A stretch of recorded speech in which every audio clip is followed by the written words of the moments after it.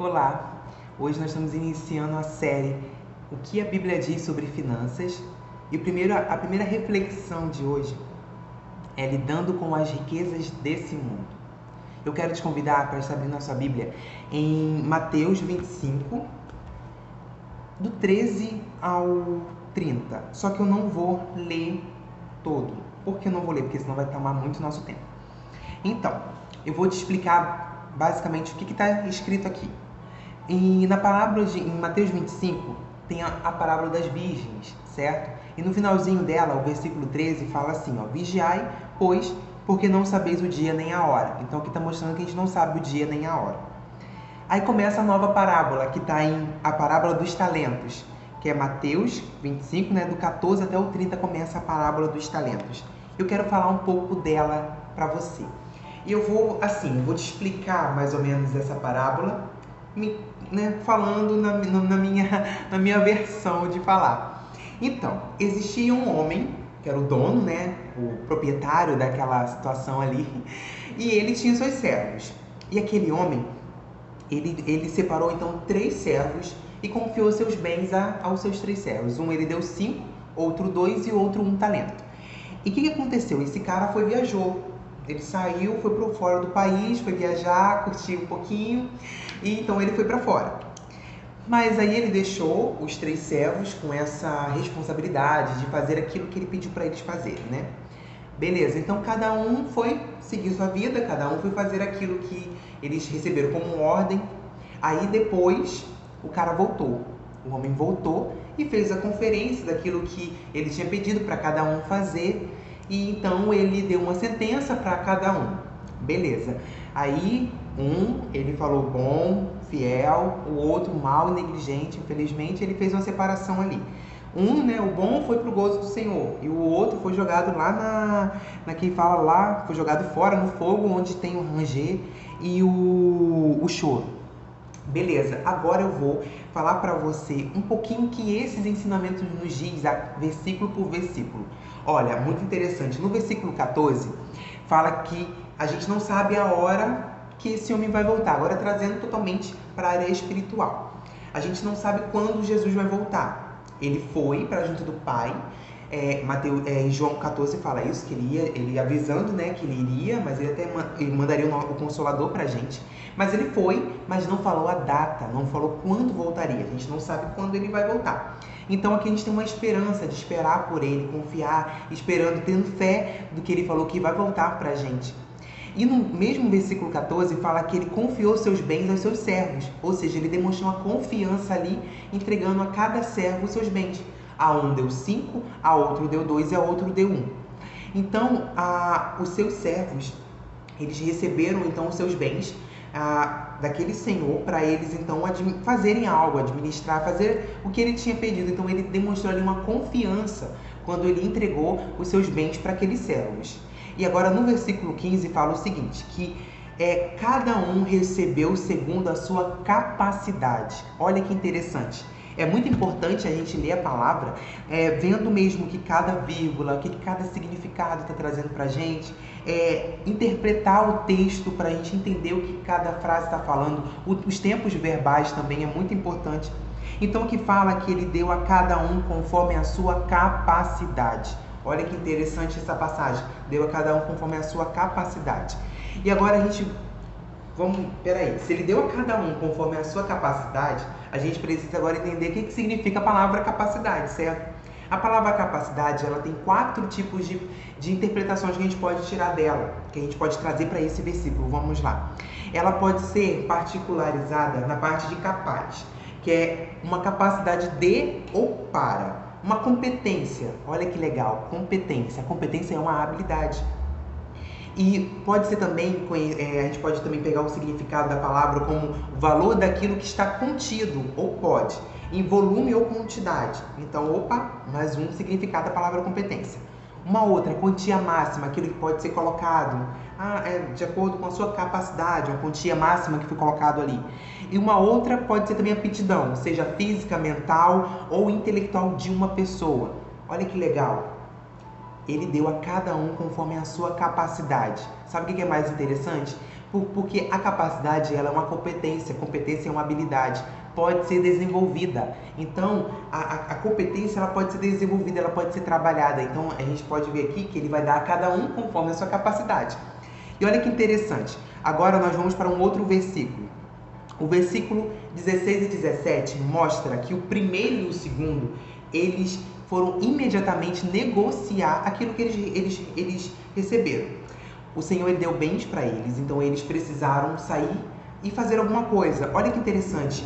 Se ele deu a cada um conforme a sua capacidade, o que deu 5, então tinha provavelmente uma capacidade maior. E o segundo, ele foi atrás do que recebeu 5. Ou seja, a gente pode ver aqui uma mentoria acontecendo.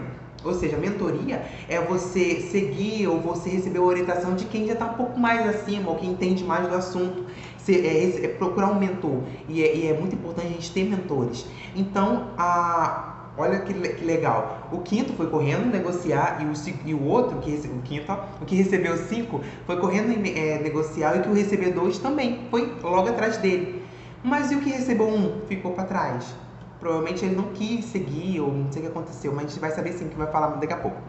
Então, eles foram responsáveis, porque eles receberam ali uma direção de fazer alguma coisa, que eles receberam os bens, que eles tinham que fazer alguma coisa.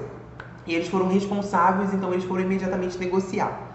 Agora, no versículo 18, mostra que o terceiro, ele escondeu aquilo que ele recebeu na terra.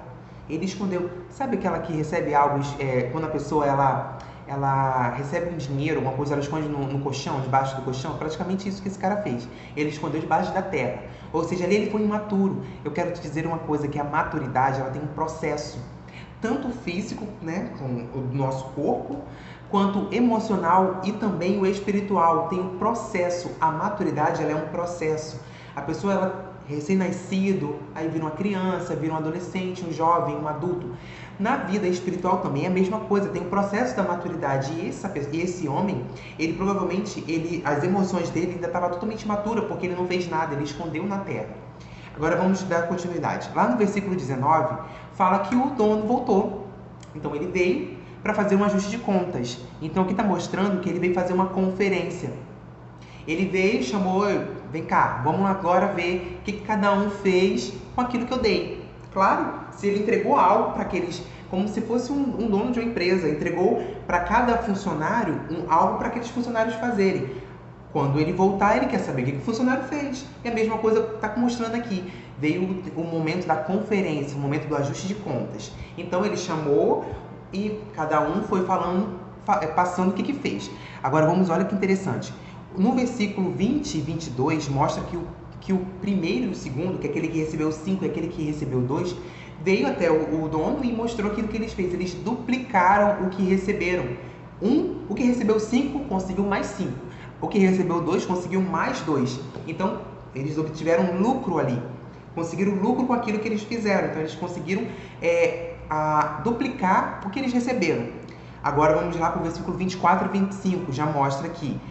O terceiro, ele arrumou desculpas. O terceiro arrumou desculpas pelo insucesso dele, por ele não ter conseguido fazer nada com aquilo que ele recebeu. Ele recebeu 1 e ele não fez nada. E até o servo, o dono lá, falou assim: por que você entregou na mão de banqueiros, que aí eu teria ganhado juros? Ele também não fez isso.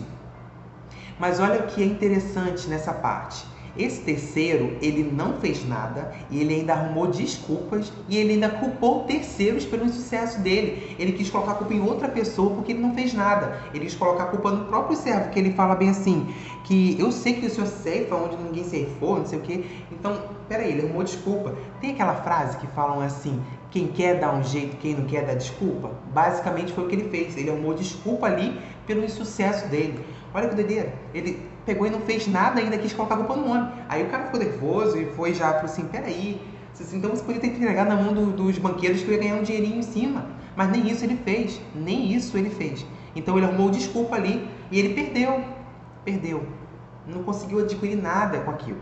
Agora no versículo 21, 23, fala que os que fizeram algo, eles foram considerados servo bom e fiel. Eles foram promovidos, porque o cara foi e falou assim, vem, entra no gozo do teu Senhor. Então eles foram promovidos, eles conseguiram alguma coisa, eles venceram.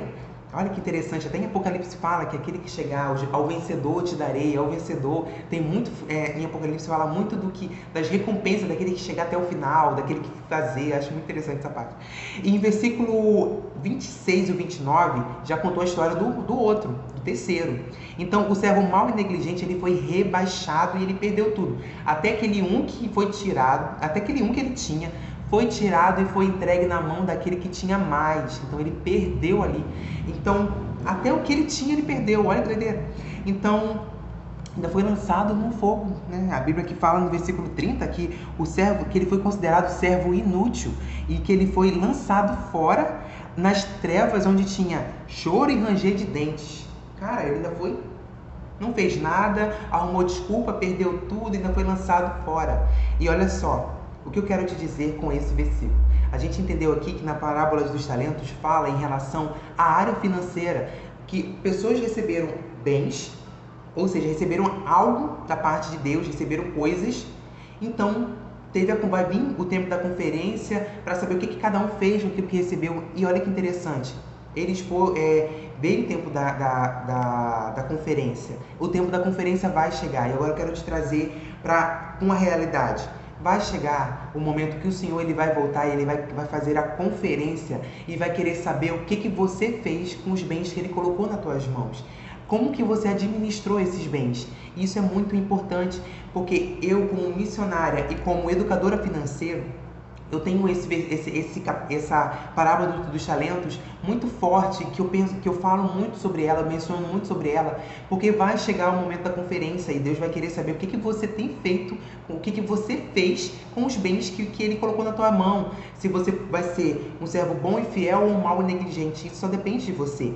E o desejo do meu coração, como missionária e também como educadora financeira, é que você escute do Senhor o que fala lá no versículo 21, que Ele fala o seguinte, eu vou ler para você bem devagarzinho. Muito bem, servo bom e fiel. Foste fiel um pouco, sobre o muito te colocarei. Entra no gozo do teu Senhor. Esse é o objetivo da minha vida nesse momento.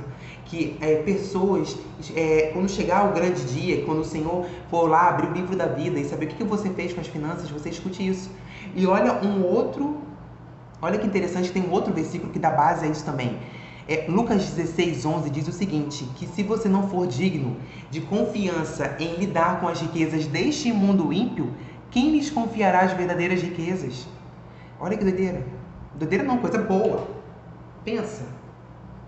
Se você quiser adquirir a verdadeira riqueza, a ter acesso à herança, porque você foi chamado para ser herdeiro e não escravo, você precisa ser digno de confiança. E confiança, quando a gente confia em alguém, é quando aquela pessoa ela vai saber tomar a decisão certa. Então, se você quer ser digno de confiança, você precisa aprender a lidar com as finanças deste mundo, para você ser digno de confiança para receber as verdadeiras riquezas. Então, não perca tempo. Comece a organizar as suas finanças, comece a organizar a sua vida. Se você já faz isso, beleza, você já vai ser considerado um servo bom e fiel. Mas se você não corra, faça. Porque é muito importante, porque vai chegar o dia da conferência e a Bíblia fala isso. Não é somente nessa parábola, tem outras que falam também a respeito disso. Vai chegar o momento da conferência e você vai precisar prestar contas daquilo que você fez. Então, essa reflexão de hoje fala basicamente isso, que você precisa aprender a lidar com as riquezas desse mundo. Então, eu vou te dar uma indicação de um livro muito rápido. Maturidade, de Luciano Subirá. Esse livro mudou a minha vida. Também em questão de maturidade, porque eu descobri que a maturidade ela também pode ser adquirida, buscada. E que legal, o Projeto Edufim, ele tem um link próprio para esse livro. Então, vai estar na descrição desse vídeo. Então, corra, busque e faça. É muito importante você buscar maturidade para você ser digno de confiança. E é um preço super acessível, está R$26, vale muito a pena. E que Deus te abençoe. Qualquer dúvida, estou à disposição. Na descrição desse vídeo tem vários links que você pode ter acesso ao projeto, a curtir página, Instagram, o YouTube. Então, não perca tempo. Que Deus te abençoe.